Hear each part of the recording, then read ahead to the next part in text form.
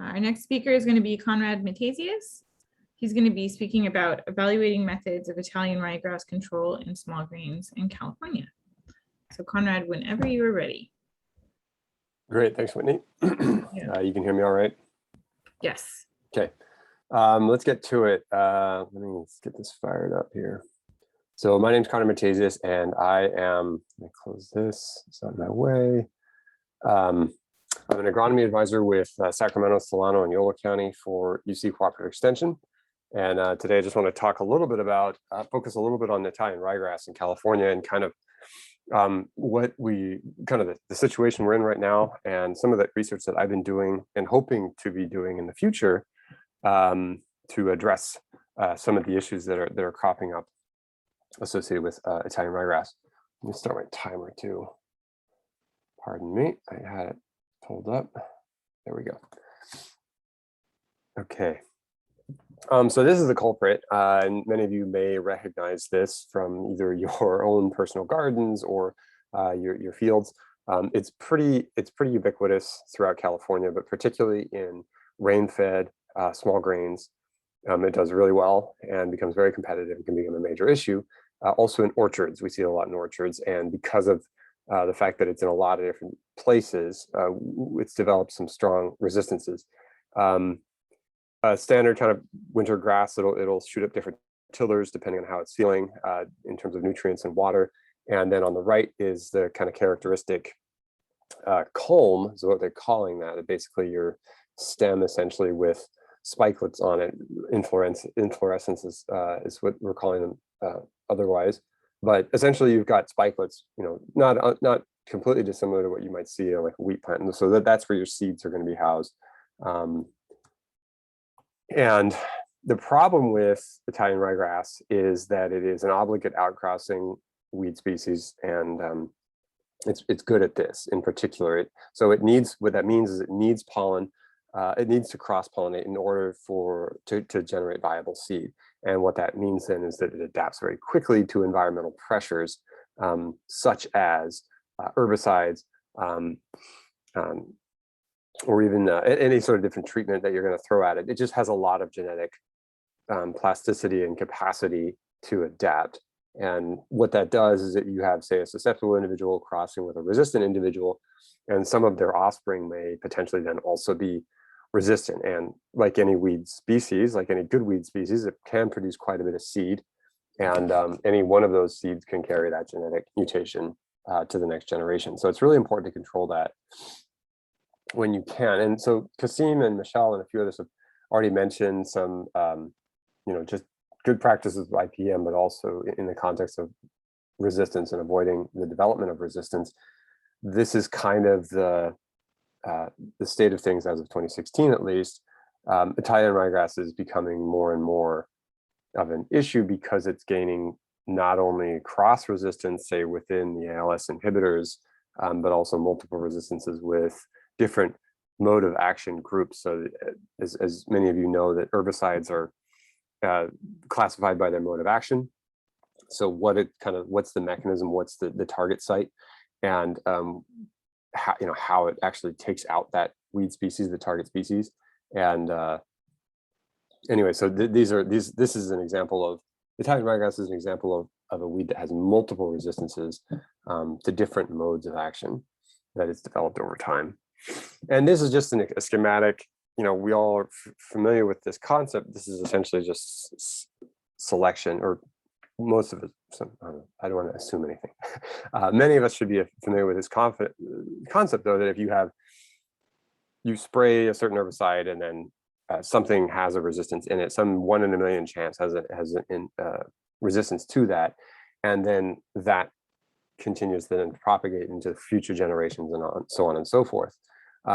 So there's obviously ways that there are strategies that we use to combat this. And this isn't meant to be a list that we all read down. I just want to show you that this is a large list, and this isn't even comprehensive, but some of the things that we can do to address resistance and to prevent that from kind of getting out of control. And we'll come back to this in a minute, but the takeaway here is many little hammers is as kind of gets thrown around for IPM in general. but it's particularly important in dealing with herbicide-resistant weeds and the development of that resistance. So here's just an example of bad practices, of not great practices, that can lead to multiple resistances, right? Where, and the point I'm trying to make here is that it's not about just about using different herbicides, but if you saw on that previous list, some of the things that at the very top of that list that I'm talking about are changing up the mode of action from season to season within your different rotations, your burn down crop, your burn down herbicides, and then your cleanup herbicide after harvest. All of those, as much as you can, the rule of thumb is essentially to vary your mode of action as much as possible. Now we're limited with regulatory things, what we can spray because of what our neighbors might have in the ground and what's on the label and what crops are in the ground at the time. But that's, I mean, again, that's why we do crop rotation, so we have access to those other modes of action.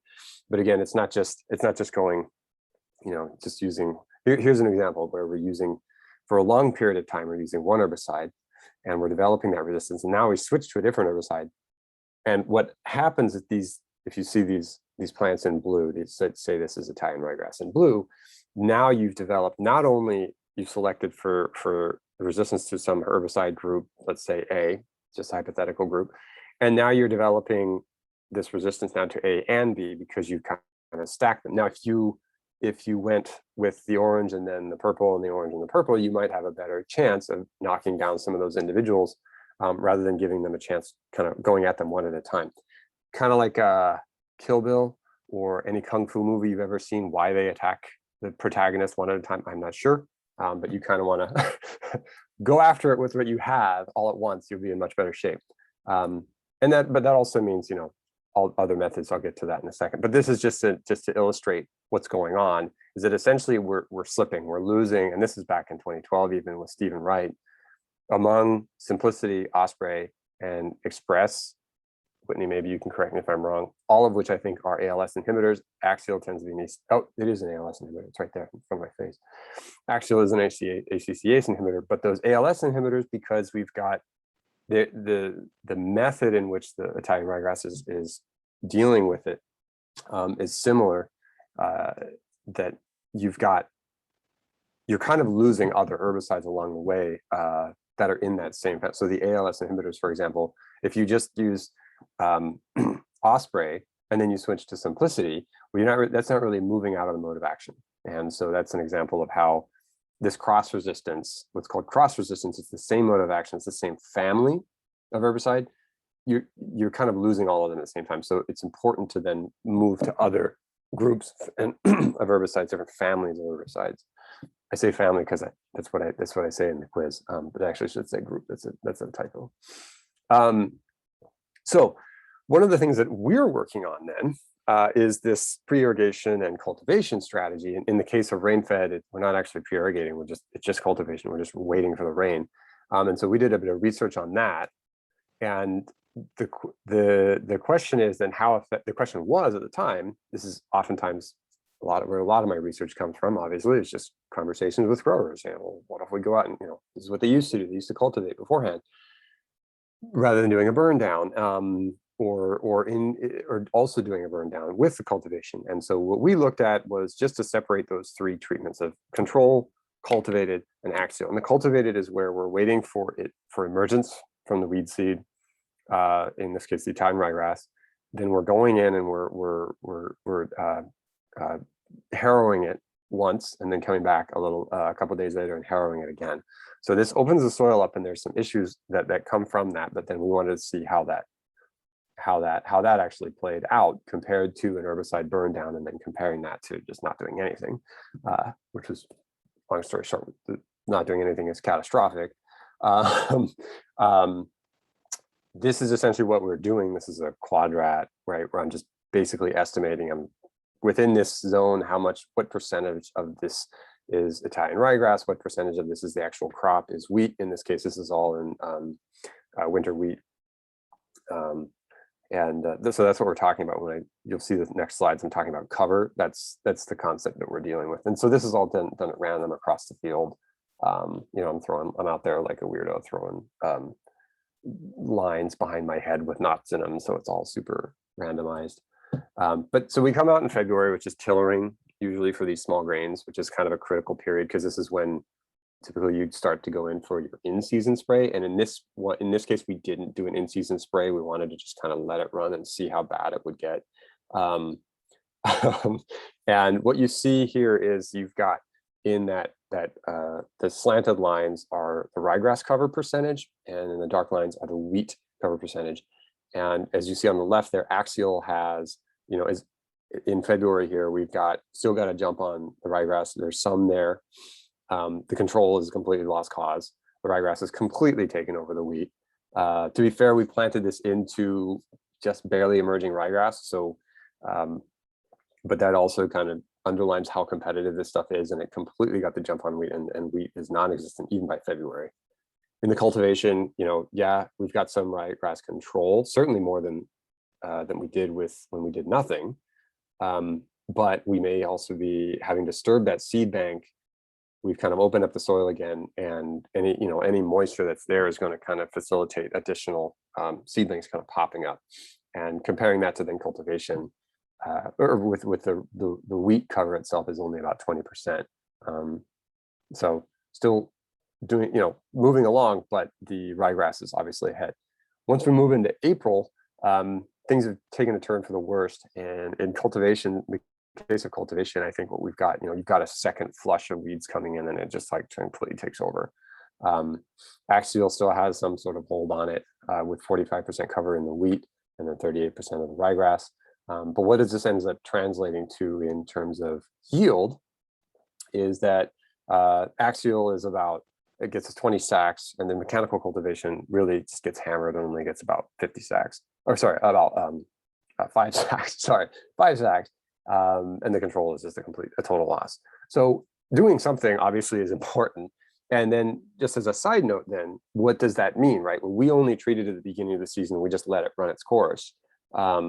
The grower, meanwhile, in the same field, treated everything else with an in-season spray at tillering, and ended up getting about 4,000 pounds, so double that yield of what we had with just the pre-plant herbicide burn down in axial. And so that underlines the importance of that in-season spray, in addition to whatever you're doing at the front end. So this is, again, many little hammers and staying on top of your herbicide game, especially in a drought year. If you're going to let things go, treat it. Think about that carefully. Like if you're just going to mow for hay or something, you still might want to treat it, because your subsequent season is going to be, you're going to have a lot of seed hitting the ground out there if you don't. So just things to think about. The main research takeaways then is that this double cultivation, where you cultivate, let it dry out for a day or two, come back, and then knock out any survivors, can reduce that ryegrass population by about 22%, whereas the herbicide burn down can reduce the ryegrass population by about 60%. And this is compared to the control.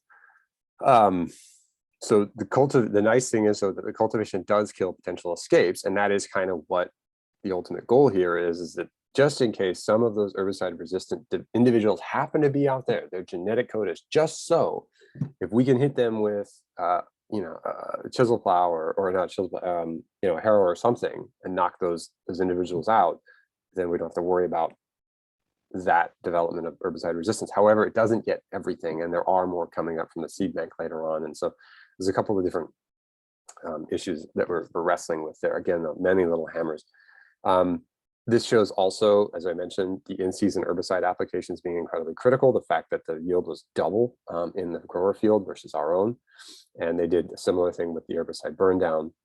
And then basically they just did their in-season. That was one of the main differences between what they were doing and what we were doing in the torture plots, where we were torturing the poor wheat in our plots. And there was no difference in weed competition between, so as a side note, I didn't get into this. We also used early varieties and late varieties because there's a bit of an some growers have mentioned maybe early varieties work better and late varieties, in terms of being competitive with weeds. And it sounds nice, the idea that an early variety is faster getting out. Oh, it makes sense. But what we found, at least in the varieties that we chose, and I think it was a West Bred variety and like a Blanca Grande, I'm not entirely sure. but basically we didn't see a difference, that the early and the lateness of it. So we didn't do multiple varieties. So we're not sure this is just like a single point of data, but they were very close. And it seemed like there wasn't much of a difference there. So what else can we do though?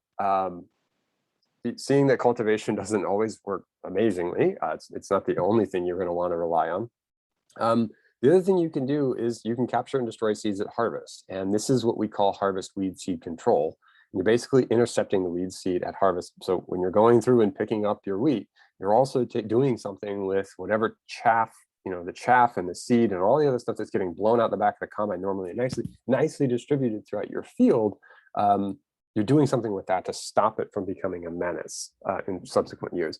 It's been used in Australia for about 20 years. 80% of Australian wheat growers are using some form of this, and there are multiple approaches to pull this off. So let's see. Let's keep going. Oh, there we go. Just a couple ideas or a couple things here that we're talking about. Narrow windrowing, which is basically where exactly what it sounds like. You have baffles that you're putting on the back of the combine, then puts all your chaff and all your straw into a narrow windrow. The idea in Australia here in this case is that you can set it on fire, which is not something that we can really probably expect to be able to do here. They're also doing this in Texas and in places like Washington State, but it's again, the limitation on being able to burn here makes it a little tougher. There are other advantages, however. You're putting a lot of carbon into one section because that straw is high in carbon and it's going to suck up all the nitrogen. And make it a very competitive environment. And then you've got weed seed packed in there too, and they're all growing on top of each other. Means you can go back and you can target it, spray it, but otherwise, kind of keeps your seed to one section of your field. Not necessarily ideal in California, but it may have some applications. Chaff lining or chaff tram lining is taking the chaff portion of that and either putting it underneath the wheelbase itself while spreading the rest of the straw out. Similar principle though, where you're concentrating the weeds into one area where you can go out and hit them, control them, or you just drive over them again and again and again.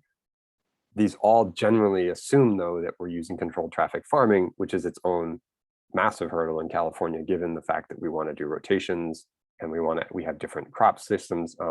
So I understand that those are limitations. Not to say that it's impossible though. Direct baling is exactly what it looks like.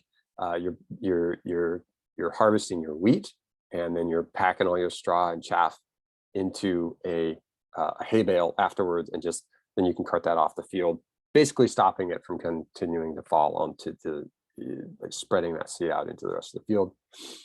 Impact mills are another that look really promising, which is basically it's a mill. So it just grinds the seed to a powder and then spits it back out, the chaff, and then the straw just gets ejected elsewhere.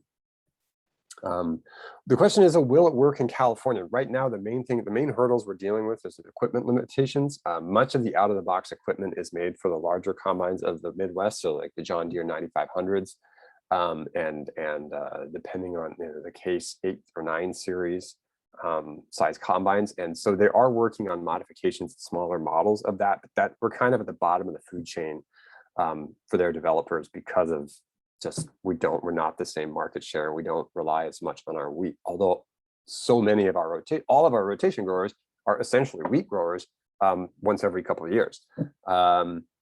Shatter rates are also critical, and right now we're doing some work, and last season I did a bit of work to get some numbers on shatter, but we want to make those numbers a little more robust to see. And what is shatter? So shatter is how much of that seed is falling off before harvest, before you can actually get to it. And let me check my time here. So I got about 1.5 minutes, 2 minutes.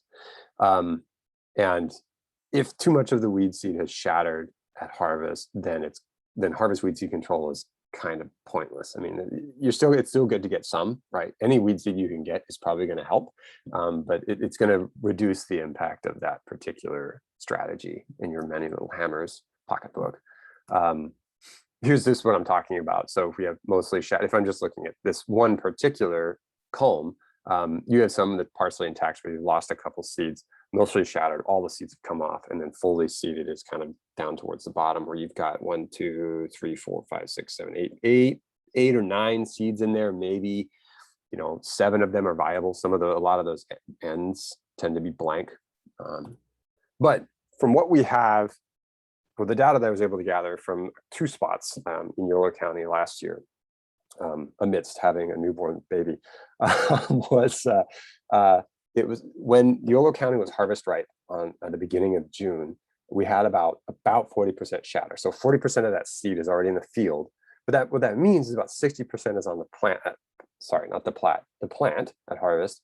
And this is similar to findings that they've had in Texas and Washington State University, where they have then had effective demonstrations of HWSC tactics, harvest weed seed control tactics, to reduce the number of individuals. Here's an example from Texas. This is the number of Italian ryegrass seedlings per 10 square feet for these different things. So if we start at the bottom here with a standard herbicide program, you've got about 60 ryegrass seedlings per 10 square feet that they were able to identify with just a good standard herbicide program, probably using Axio burn down, and then doing an in-season spray, and then coming back the next season and looking at what's popping up.